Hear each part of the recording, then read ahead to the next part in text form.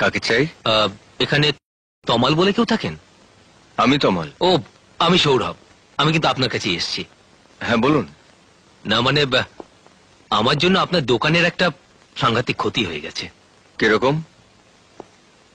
যারা আমার ক্ষতি করতে চেয়েছিল তারা ভুলে আপনার ক্ষতি করেছে, যা সত্যি কষ্টে। আর এ সব কিছুর জন্য দায়ী আমি। তবে ক্ষতির পরিমাণটা যাই হোক না কেন,